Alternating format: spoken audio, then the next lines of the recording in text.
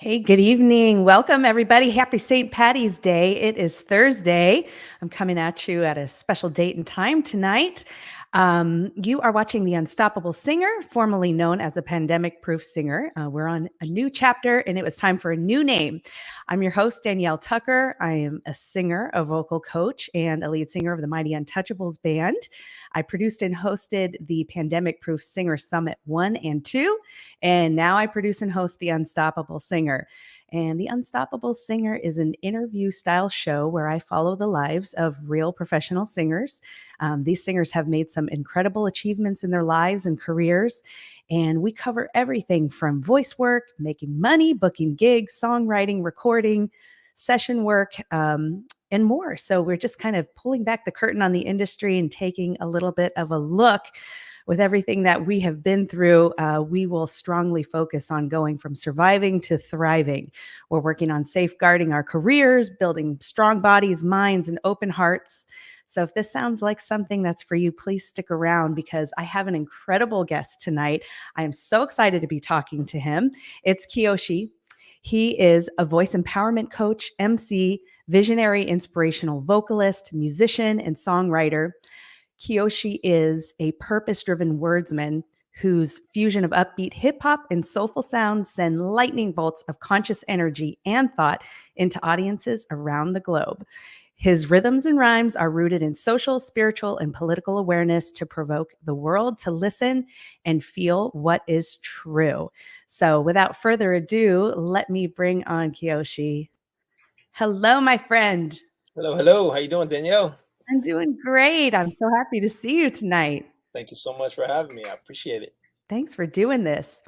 You know what? I wanted to start out by saying that you and I met 4 years ago at Seaside Center for Spiritual Living in Encinitas. Right. I was directing the music that morning. You were the featured guest artist that day. And I was so blown away by you because your energy is like unrivaled. I've never seen someone as well, especially at the church, as energetic as you. And we get going with the church service and you're doing your thing. It's incredible. The audience is absolutely loving you. And at one point you jump off the stage into the crowd. And I'm like, what is happening right now?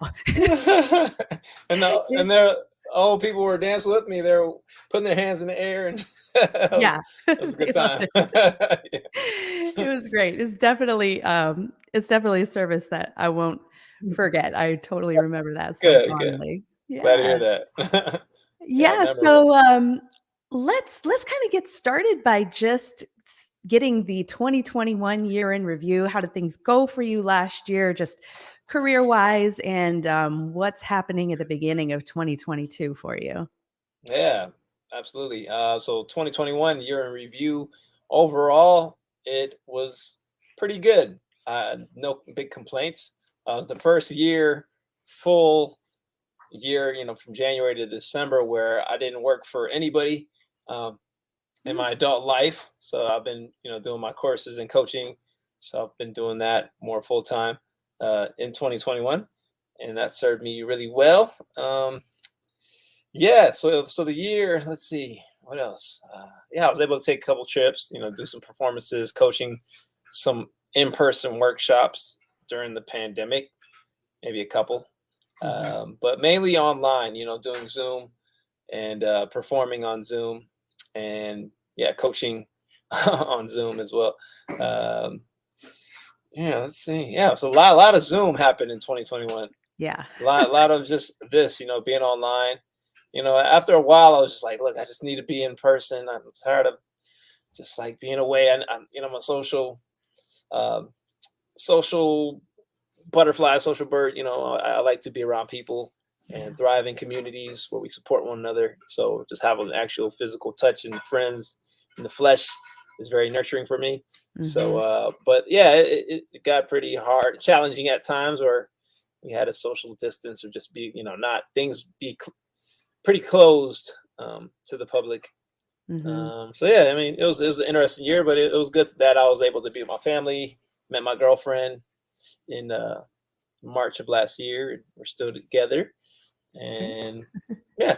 business is still going well. So yeah, no Awesome. complaints. Well, I definitely follow everything that you're doing on social media, and it looks like you have some really great classes and courses going on. And I definitely want to talk about those. But before we jump into that, I want to talk about your musical journey and kind of how you got started out, and what's the road been like for you up until now. Yeah, absolutely. My musical journey. You want me to give you the full? I mean, since I was Let's a go little kid way story. back. Okay, so I'll give you just maybe a minute or two, or a couple minutes to see how long, but I'll summarize it. Way back. So born in '82. My father been a music teacher since before I was born. So I grew up in a musical household where he put us on instruments in our youth. At the age of 8, I started playing, the guitar. It's also known for like dancing around, having rhythm at an early age, my parents would say. And so I was just really intrigued by music. Um, and yeah, I would make up little jingles as a kid.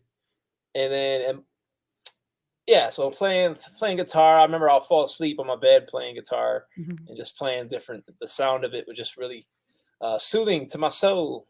I also Mhm. grew up in church at this time, so hearing a lot of Christian music, gospel choirs, really, influenced me as well in later years.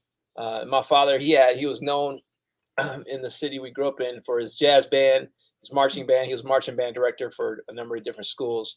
Then we moved from a city called Saginaw, which is near Flint, down to the suburbs of Detroit in my middle school years. And during that time, I started writing little rhymes, but it was really in ninth grade where I started writing more poetry. And then that was the year I got into my father put me on bass guitar because I used to play the guitar like a bass. And Mhm. so, yeah, I got into that and then started to abandon the bass as much more and started getting more into rapping and then poetry. And I was like kind of a Bible nerd and pretty shy at the time, so I would go to church a lot and just really I was doing a lot of just prayer and meditation and reading the Bible and implementing what I would read in the Bible in my rhymes and raps and started making some little corny raps when I was 14, 15. And then yeah, when I was when I was a junior in high school, I came across advertisement for Poetry Slam. And so I was like, oh my gosh, I should enter this. Because during that time I saw Saul Williams was one of my favorite poets on TV performing on BT. And then I've seen other poets. And at that time, I would feel like, man, I feel like I can do this. I started writing rhymes around then, but I wanted to really put myself out there more. I'd never really like perform much poetry in a setting like a poetry slam or somewhere in a public venue. And so I did that, almost made the team. And it was my senior year when I made the Ann Arbor youth poetry team that traveled to California, and my life was blown away by that, seeing teens from all over the nation. Um, and yeah, I used to really, like I said, incorporate a lot of Christian themes with the intent of bringing people closer to God or Mhm. Christ. And then I was also, really influenced by Public Enemy, KRS-One, The Roots, Talib Kweli, Nas. Around that time, late '90s. To the college years. But yeah, as a teenager, I remember I would get goosebumps in my arms when I would see these poets and performers and ministers at church delivering with such um, flair and flavor and Mhm. presence. So I really would study that and bring that into my performance. And yeah, sure enough, I had some type of gift, and I just honed it over the years. So in college, Mhm. I got into the Poetry Society. I was known for winning a number of talent shows, doing open mics.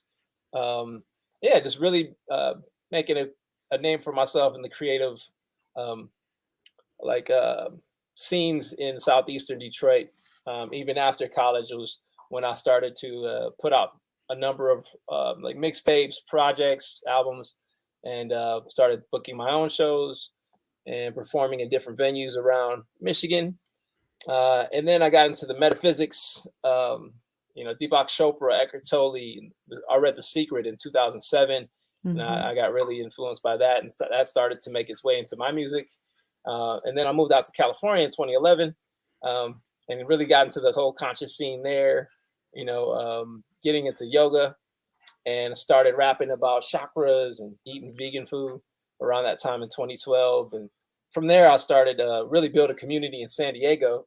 And yeah, I remember I got laid off from my job in 2014. And it was a blessing. And that time I went full on with my music and had a really cool, interesting journey and adventures since then. But it's been really beautiful. So in the past 4 years, I've been coaching people on finding ways to really empower themselves and break through fears and blocks to gain more confidence using the tools of poetry, flowetry, and rapping to do so.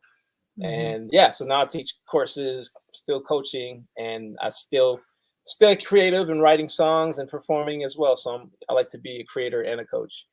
So as I'm learning to teach people more skills. As I'm gaining more skills, I'm learning to be a better coach. So they both work hand in hand quite well.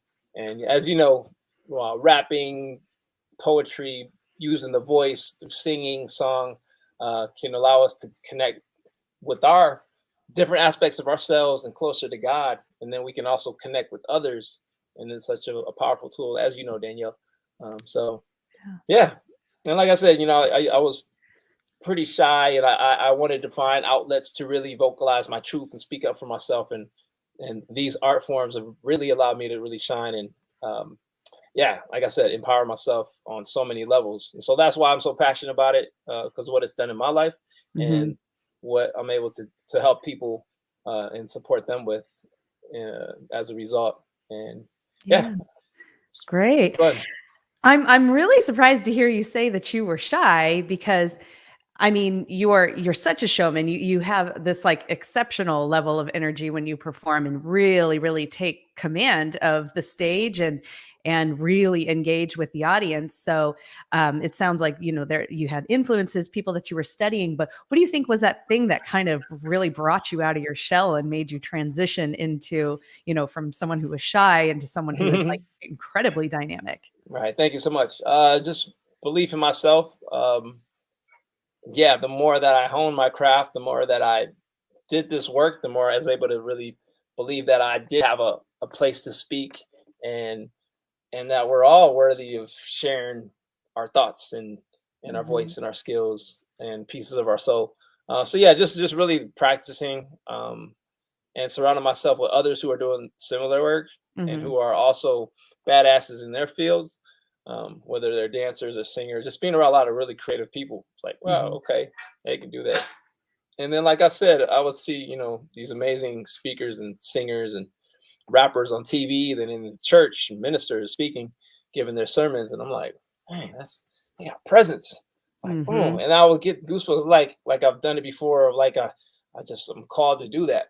And so, yeah, when I started performing, I'm like, I knew that, like, man, this is it. I'm on fire. And yeah, so really studying the greats and then incorporating that and knowing that, hey, I'm an MC. I'm a master of ceremonies. I also move the crowd. So you take the MC and it's like you're in command and people are going to listen to you. And so that gave me more confidence and just having fun with that. Right. Yeah. Yeah. Would you say off stage you're still a little bit shy or more reserved, or has that also translated into your just personality in general, or do you feel like you kind of step into it once you get on stage? Yeah, absolutely. When I'm on stage, it becomes more of this, I like to say, superhero version of me. I'm definitely more reserved and chill. People meet me, then they see me on stage, like, whoa, what the hell? You're the same person? Because I'm more like chill, laid back, but I can still, I still speak confidently. I'm not shy at all, but I'm just more chill. The stage, definitely the practice of doing all that has allowed me to come out my shell more so and speak with more power and authentic presence. And yeah. So it helps. Well, I want to talk about your coaching practice because I've watched some of the testimonials from some people who have, taken your coaching, and you're a rap coach among some, a lot of other techniques that you work with. That to me, like, sends chills down my spine, because the vulnerability that you have to step into, that kind of training. And I mean, you've really got to like put yourself out there to do that. Tell me about the courses and the types of people that come to you. Absolutely. So the main course that I teach is called Expand Your Expression. It's an 8-week online journey through songwriting, freestyle techniques, live performance techniques in a really safe, supportive group container of beautiful conscious souls. I facilitate this for a couple hours on Mondays usually.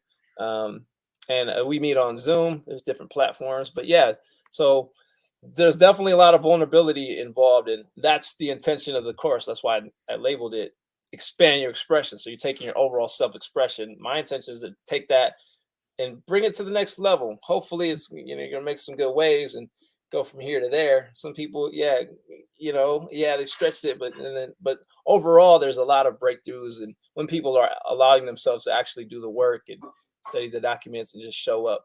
But yeah, definitely had a lot of really positive feedback and breakthroughs and great results from the course with working with other people. And yeah, they know right away that they're gonna push some edges, and I'm gonna help encourage that. So it can seem a little daunting, or kind of people can be nervous or like, oh man, this is kind of scary. But hey, this is the only way for us to really grow, is to feel the resistance and break through. But I do so in a very, like I said, nurturing and supportive way. So people have accountability partners. I'm a big cheerleader as well as coach, but I'm just like cheering people on when they're sharing. And I really encourage that from others, showing people love, because I know what it's like to get on stage for the first time, or even just to speak, or even post a video. So I make it real. Like I said, I just provide an atmosphere where people will want to do that. And they're not just like, oh shit, people are going to fucking, call me out or like criticize me.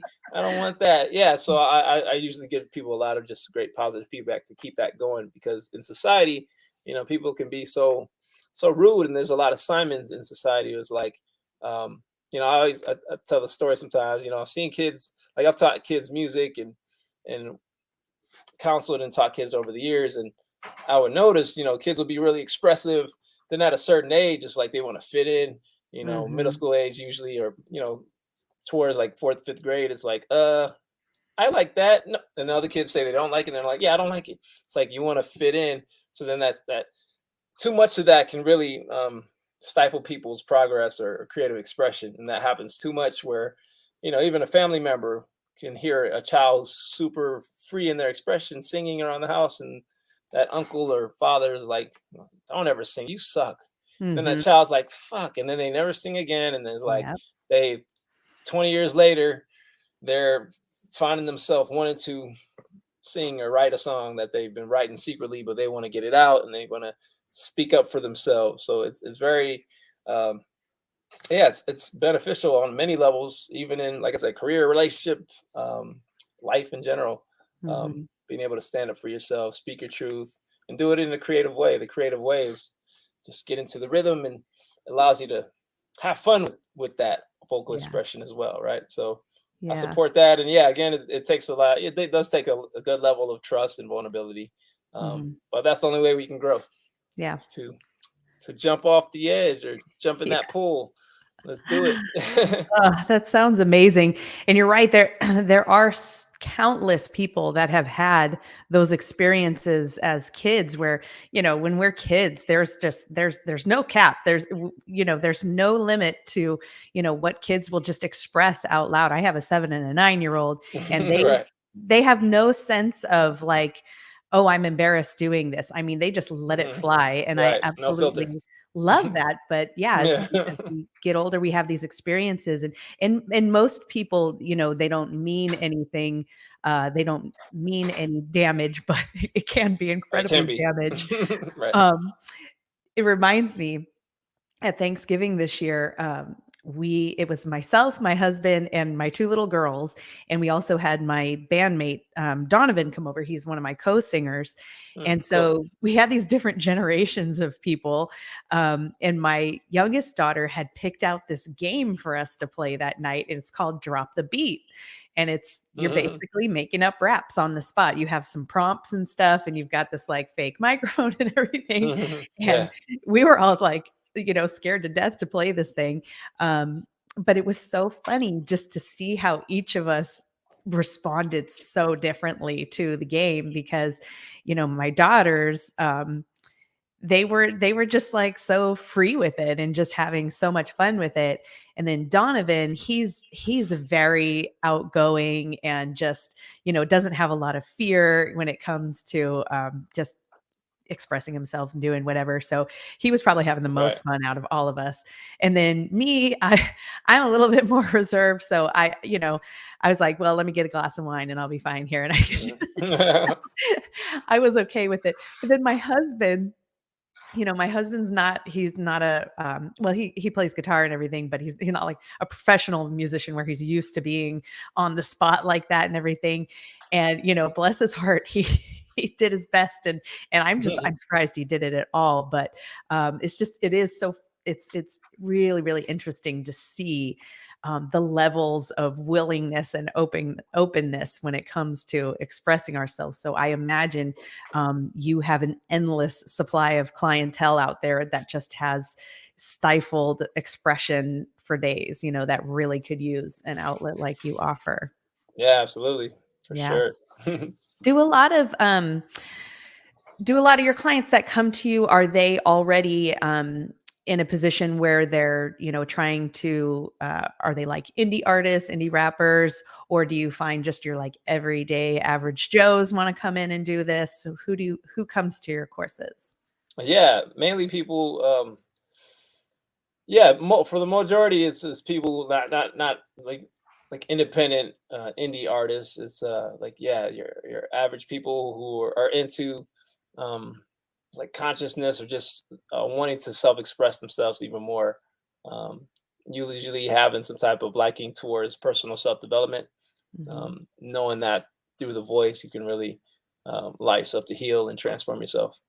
mhm. So yeah, Yeah. and yeah, definitely even um like uh oh, I work with older people too, and help them freestyle, and Mhm. sometimes they're like shocked, like, "Whoa, I can rap."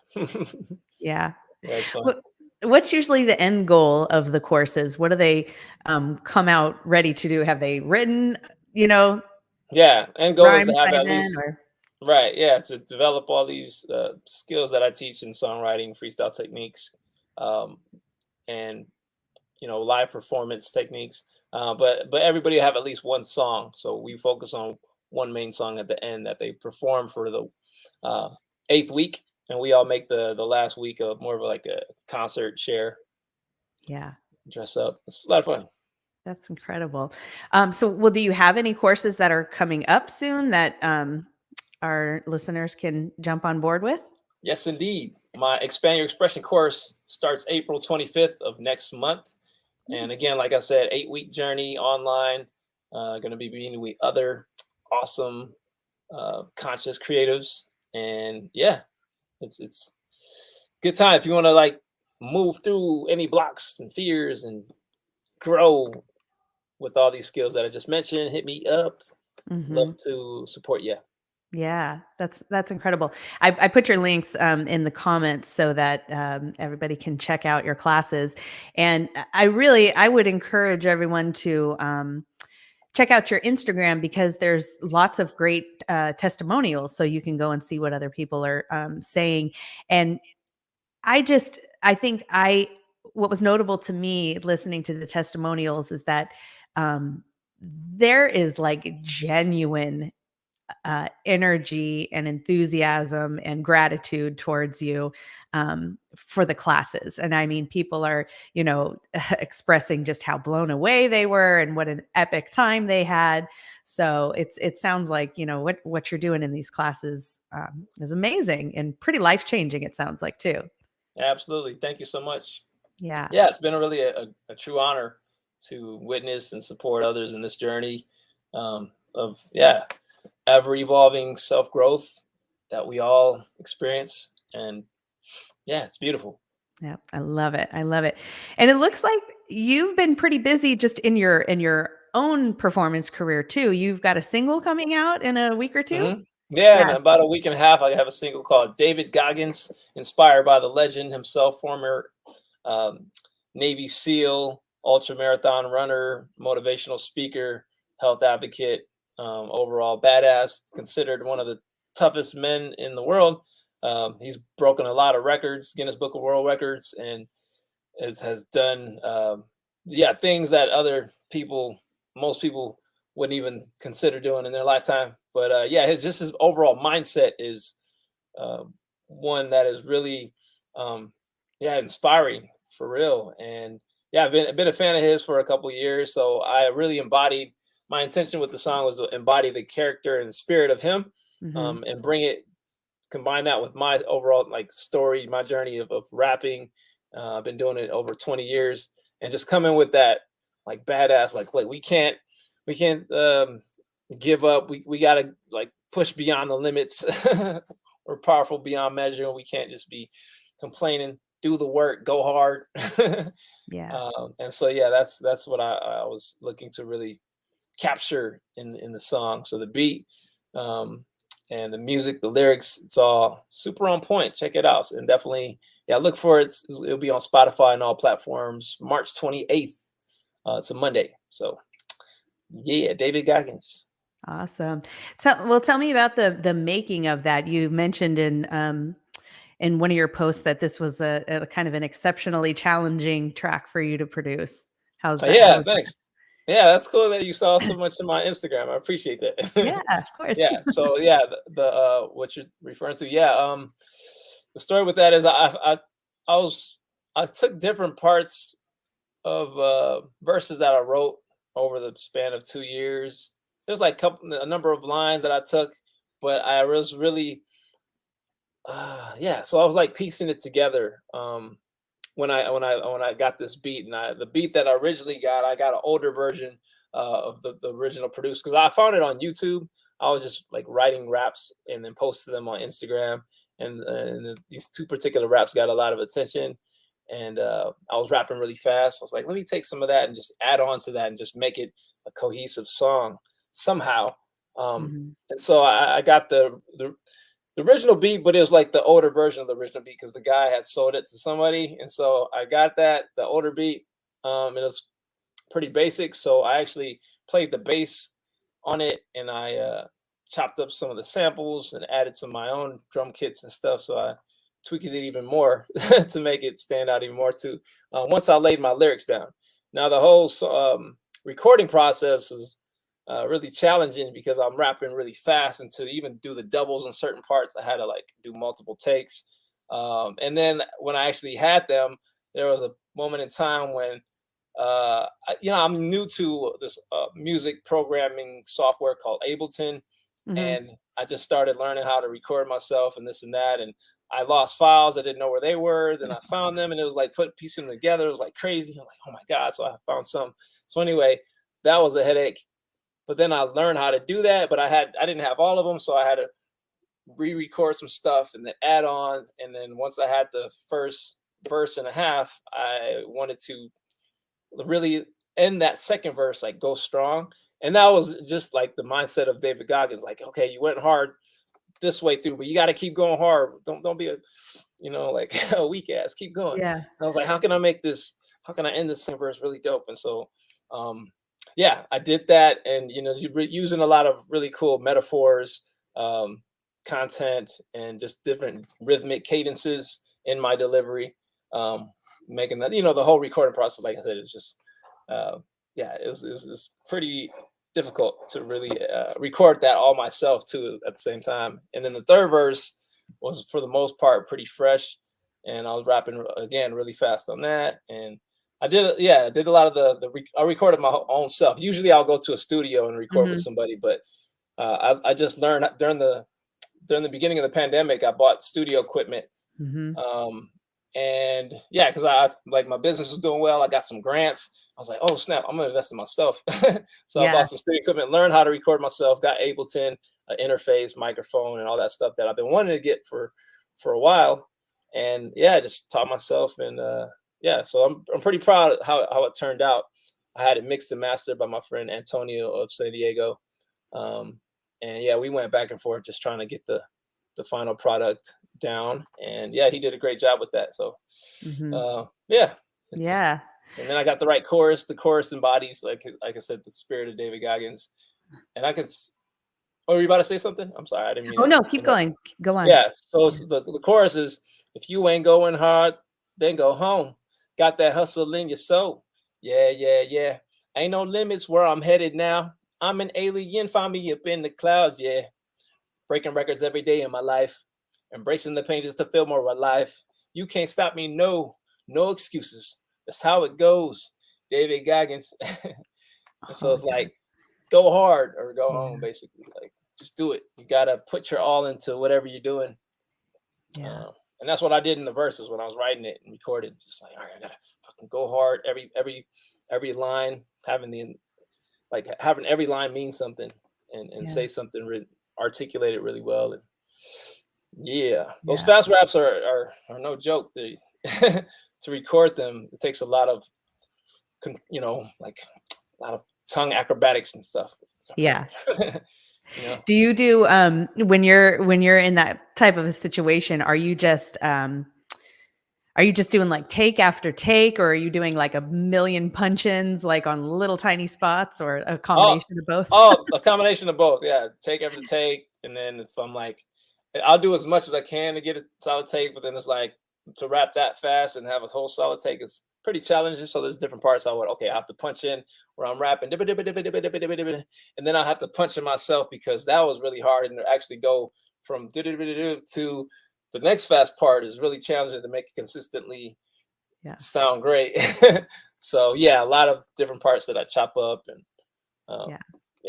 that's got to be challenging, because I think when melody lines are just being sung, you've got these breath opportunities where you've got a breath between phrases or something where you can, there's lots of obvious spots where you can do those edits, but with what you do and how fast paced it is, that's got to be like crazy trying to find those spots. Yeah, totally. And even like the chorus, just to sing, if you ain't going hard, and like, I'm a decent, singer, but when it comes to recording, when I started recording vocals, I started getting a lot of respect from my singer friends. Like, man, record solid vocals. I mean, you've probably experienced this. You have to really hear and get into the pitch, unless, there's producer magic where they can, take your vocals and auto-tune you or melodyne you to make it sound really well. But just recording myself, I'm like, I want to make sure this sounds great, but I'm hoping that my engineer can make me sound even better. And he did a good job. But it's a really cool process. I enjoy challenges like that. It's like putting a whole puzzle together. Like, how can I make this sound like I hear it in my head? Well, I'm really looking forward to coming out. It sounds like it's going to be great, and I will definitely put it on my Power playlist. I keep a collection of those songs that are like that are those just like, because for me, I'm very introverted and a little shy, and I'm just as insecure as the next person is and everything. But I also know that that's just in my head, and what really helps me a lot of times is to like use that playlist right before I'm going to do something that's a little bit out of the box for me. Usually that's communicating with someone that I don't think is necessarily, I don't know, when we get that, what's the word I'm looking for? When, not when you think you're a fraud, but you think you're, you know what I'm talking about? There's a word for it. Anyways, I'll come up that with word. Right. But I totally use it to like pump myself up, and it works. And I think your song's going to be a perfect fit for that. Good. Yeah. Gotta pump yourself up. Yes. I think it's going to be timely in general too, just because of everything we're coming off of. 2020 was obviously brutal on people, creatives, and just, those of us that were operating in, the live space. So, there was this that was a trauma, for a lot of us. And then, going into 2021, I think that things began to get better. But I'm kind of sensing this mood, though, in in the creative community, that there's this kind of like a fatigue, a tiredness, and an almost uncertainty as to like how to move forward with things. I see that there's like three buckets of musicians. I'm seeing those that are just back at it, back doing the thing. There's this bucket of those who still feel, really stuck and not sure what to do. And then there's this third bucket of people who they just left altogether. They just felt like it was too much, and that life took them in a different direction, understandably. Yeah. So are you finding that to be true in your circles? Because it sounds like, there are so many, there's so much positivity in what you do, so much, work on keeping that spirit in your life. You have a heavy emphasis on fitness in what you do. Are you seeing that? Do you, how do you combat that in your own career? Just the ups and downs of being an artist that we experienced since the pandemic. Mm-hmm. Yeah, I mean, like I was just explaining earlier, is that I did a lot of Zoom calls, and that was great, but I need social interaction. And even certain shows, the COVID policies and stuff, I wasn't able to perform, and that was a bummer. And I was going to lead a retreat, and Guatemala had issued a statement basically a couple of days before we were going to leave for the Guatemala retreat that people had to be vaccinated, but then that actually didn't go in effect until weeks later. But that was kind of like not really true at the time, and so half my participants, backed out because of that. They're not fully vaccinated, so they couldn't do that. So like all this whole the vaccine COVID policies has really impacted me performing, and I would be performing a lot more if it wasn't a thing. But I'm not vaccinated. I'm not going to be. But I respect other people's choice. But there are certain festivals that's like, hey, you can't perform. Yeah. And so that really got to me, because anyway, yeah, there's a whole thing. But and then that brought a lot of division itself. Just the whole pro-anti thing, and that got political. So that definitely played a part in music performing, even in the just showing up in person, because like other people that would think of attending my in-person workshop, that hindered them, because it's such a weird thing. So with that whole thing being a thing, it brought about a lot of changes. So and that affected a lot of people's money, like in my case, for sure. And then that trickle effect, that affected something else, where it's like, dang, I could have had a lot more money, but then I invested all this, and this happens out of the blue. And so, I mean, I'm at a point where I got a couple side jobs. I just got a job at Whole Foods like last week, and going to be a sales agent at a fitness, American Home Fitness. And so it's like, hey, I got to do what I got to do. My coaching business has been fluctuating, although I'm very thankful. And there's been times where I'm just like, fuck, what the hell? And feeling down, of course. I'm human, but you may not always see that because my social media is like, yeah, I'm rocking it. But yeah, I'm a human. And just like a lot of us, we go through ups and downs. But I'm really blessed overall. It's just the human experience that this has all brought a lot of us. It's taken us on a roller coaster ride. Yeah, it sure has. It's definitely a test of resilience, for sure. And I know that, I think it's important that you mentioned, the vaccination thing. And I think, irregardless of, whatever side of the, the argument or belief you are, right, that, it has such an impact in a way that I don't think as a society we've really experienced this before, on so many levels, because like, I'm sure for you, or for a lot of us who are very ambitious and driven to do what we want, we don't even consider limitations. We think like, I'm going for it. I'm going to do these shows. I'm going to go for it. But then when you get the door slammed in your face, like, no, you can't do this. That is like, that's really hard to reconcile and to deal with those sorts of things. And, we're being hit with a lot of those things at so many different angles. Yeah, for sure. How do you take care of yourself in light of that? Yeah, great question. How do I take care of myself? Yeah, I have a morning ritual where I journal. I write down affirmation 20 times, and then I write what I'm committed to, write some affirmations. I rap them out.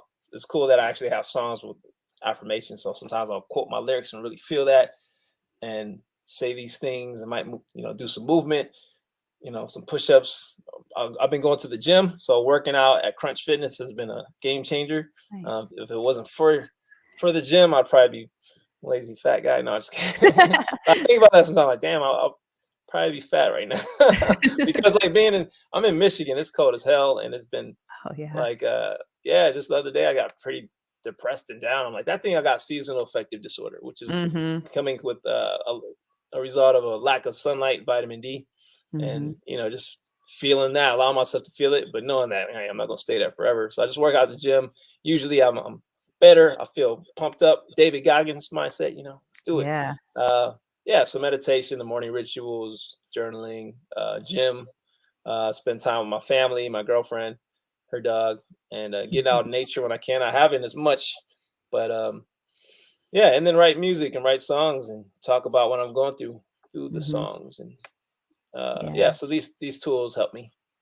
That's great. Yeah. And thanks for talking about that. I know that it's like, there's so many of us that are in that boat, and it's hard to talk about sometimes, it's such a departure from where we were just 2 years ago, but there's so many of us out there like that. And I think it's really important that we share that experience that we're going through, because it can be so isolating and such a letdown and a mental trip. But to know that, other people are experiencing this too, and other people are, coming up with ways to, work through it. And you're a big inspiration. And I know that, the work that you do is so incredibly important right now. So I really hope that, everybody that's listening will check out what you're doing. Thanks so much, Danielle. Appreciate it. And you're truly inspiring as well. And appreciate you for having me today. Yeah, of course. Yeah. Well, I won't put you on the spot here, but I'll drop a little seed. I am getting ready to produce my third summit, and this will be the Unstoppable Singer Summit 2022.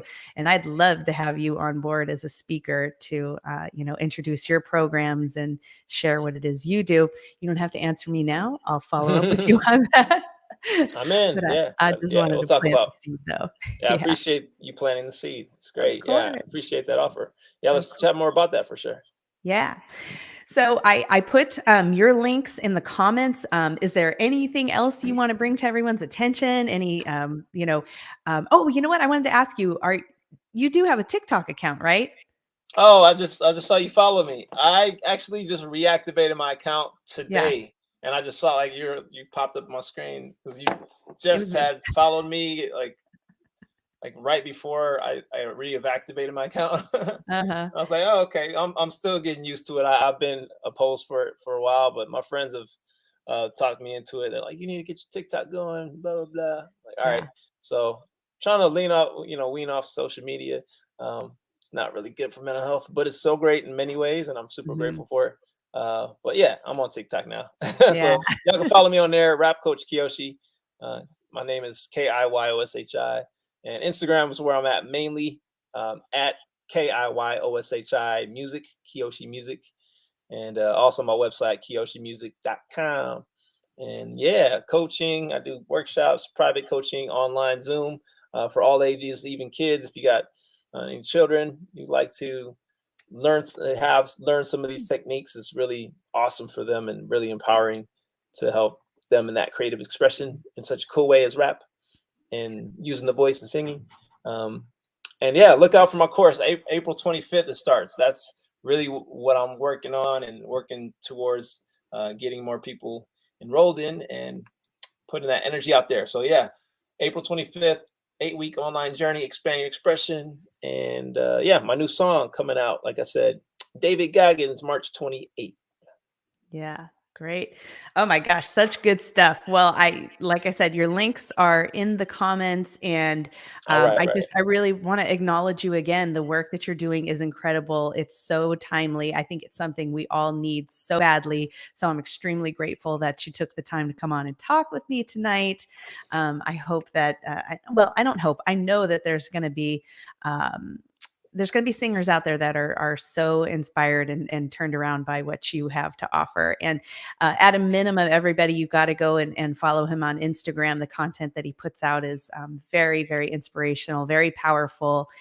You'll love it. You need it in your feed. Thank you so much. I appreciate that. Many blessings. Yes, of course. And to everybody, thank you for joining us tonight. I will be back here next week. We're going to do a different date. It's going to be Tuesday or Thursday next week because I actually do have a gig on Wednesday night. So we can't do Wednesday night again. But I will be back with another incredible guest, and we will keep all this good stuff going. Thank you again. And I'll talk to you again soon. Okay. Indeed. Appreciate it, Danielle. Many blessings, y'all. Peace. Good night.